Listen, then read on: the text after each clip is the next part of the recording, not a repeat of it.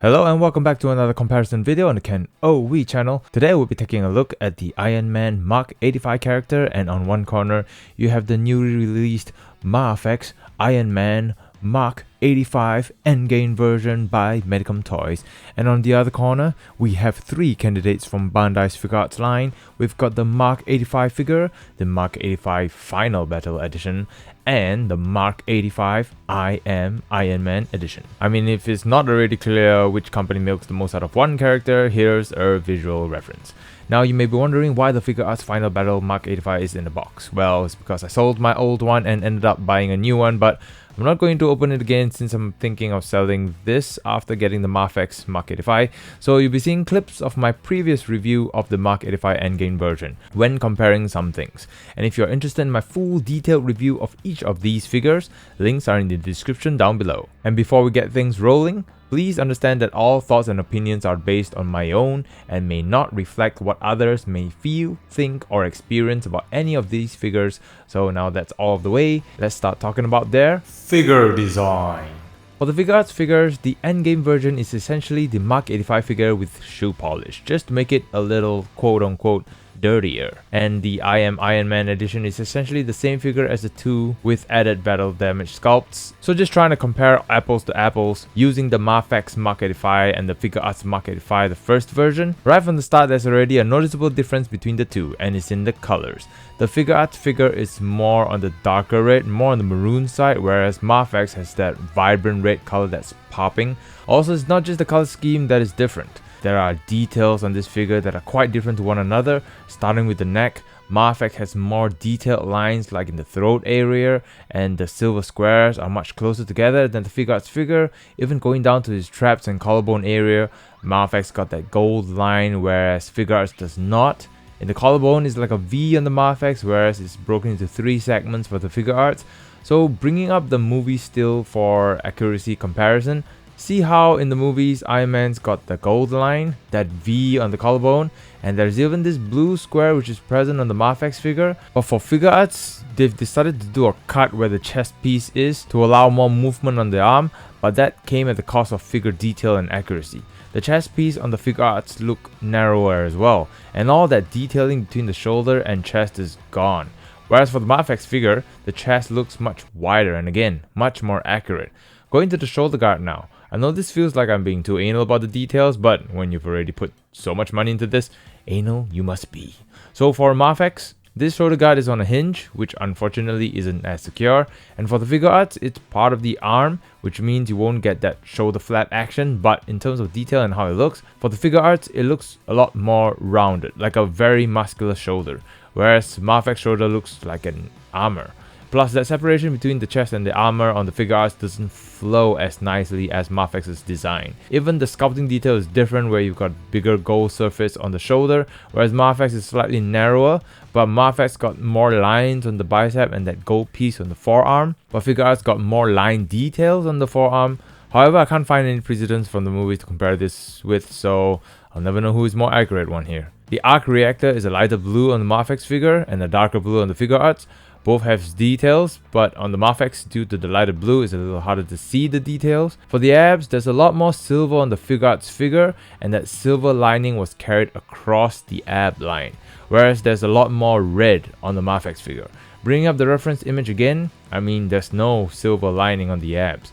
It's clear which one is the more accurate one between the two. Also, there's this cut for the Figuarts figure so that it can crunch a little more, but it comes at the cost of how it looks once again. I mean, there's a few more differences around the figure, like on the legs, the knees, the calves. Some lines are more rigid on the Figuarts but softer in the edges in the Mafex, and vice versa depending on the areas. There's just a lot of these little details in the sculpting and design of the two figures that ultimately separates them from looking alike. However, simply comparing all the details with the movie stills, it would seem that Mafex's Iron Man looks a lot more like his movie counterpart than the Figuarts figure. Unfortunately for the Figuarts figure, the details were not changed for the Endgame or Iron Man variant of the Figuarts figure, so whatever sculpting details you got for this Iron Man figure, It's the same for the other two figures. The I Am Iron Man version of course has damage detailing on the sculpt and is mostly on the chest and shoulder area, and it's equipped with the Iron Gauntlet, and he has all that damage detail there too. Moving away from just looks, Figuarts at least compensates that with a solid feeling figure. The Mafex figure feels really light to the hand, and the constant shoulder guard fall just does not give a lot of confidence. I do have to note that the Figuarts Endgame figure from me had a loose ab, which was quite disappointing, but is not present in any of the base 85 or I Am Iron Man version, so 1 out of 3 Figuarts figure took a hit. I'd say it's a better odd than Mafex's track record of loose figures. So to put it all to a close, if you want something that is more accurate to what's shown in the movies, the Mafex takes this one.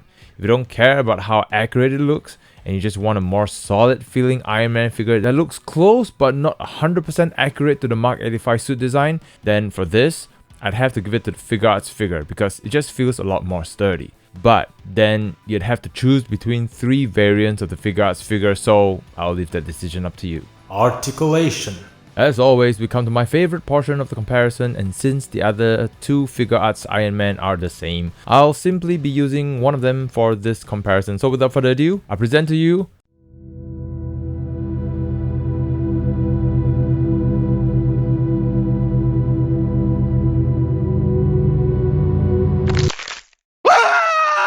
the Spine Breaker, the Self-Love, the Back Scratcher, the Groin Tear, the Crotch Killer, the Web Crawler, the Break Dancer, the Tango, the Butt Checker, the Meditation, the Mermaid, the Iron Man Pose, the I Love You 3000 pose, the Final Snap.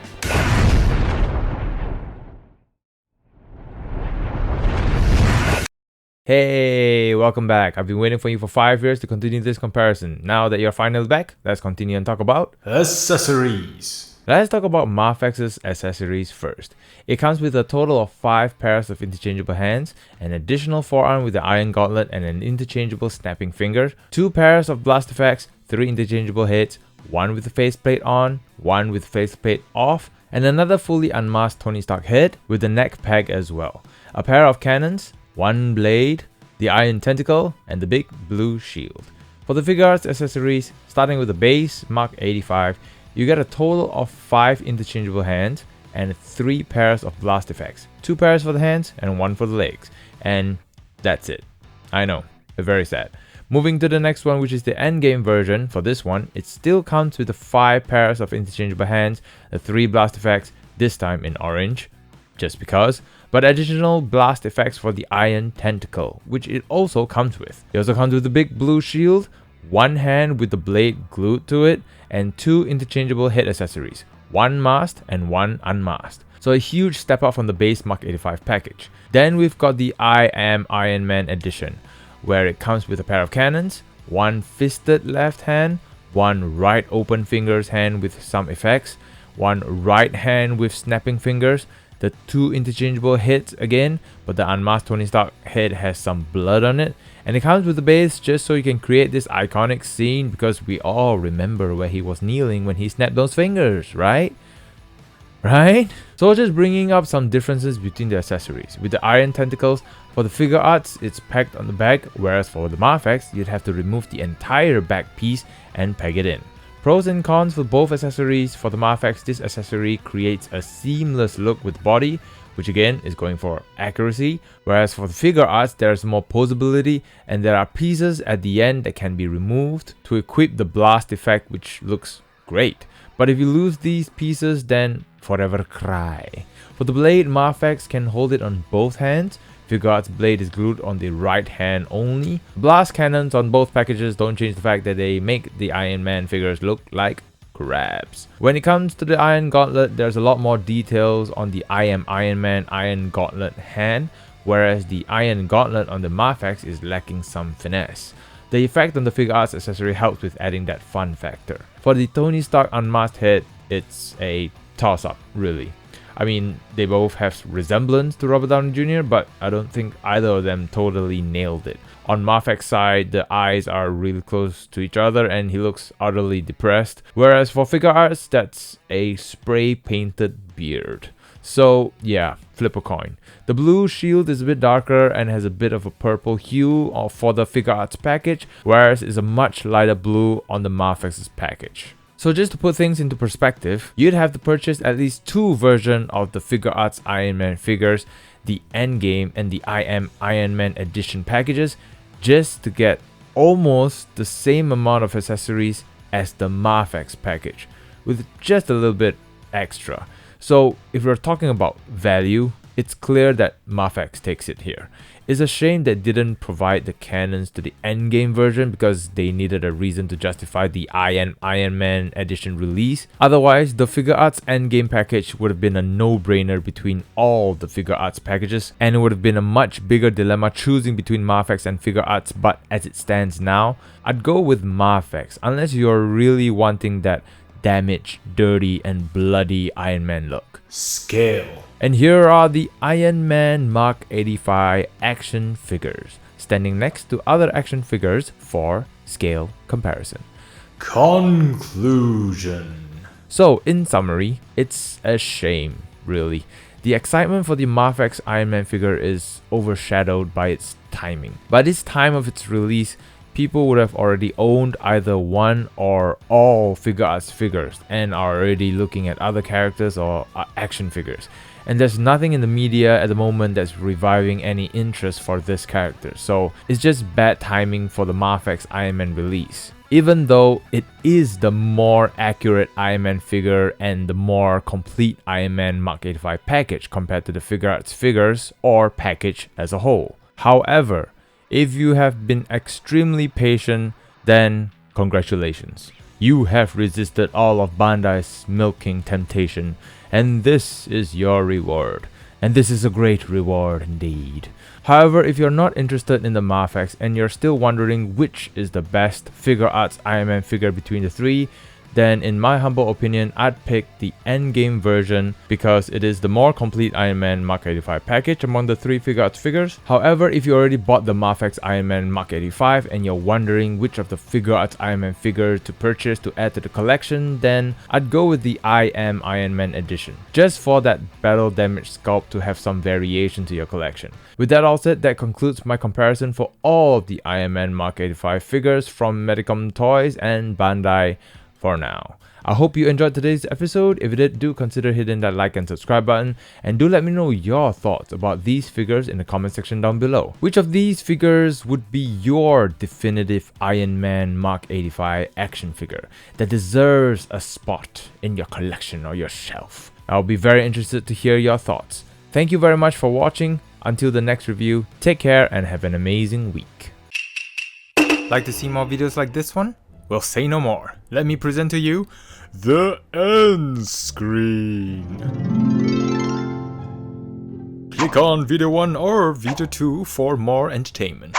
These videos were carefully selected by highly trained professionals to suit your entertainment needs. Also, don't forget to click that subscribe button. If you don't, I shall haunt you in your sleep. So click it! I was just kidding, by the way. Okay, bye!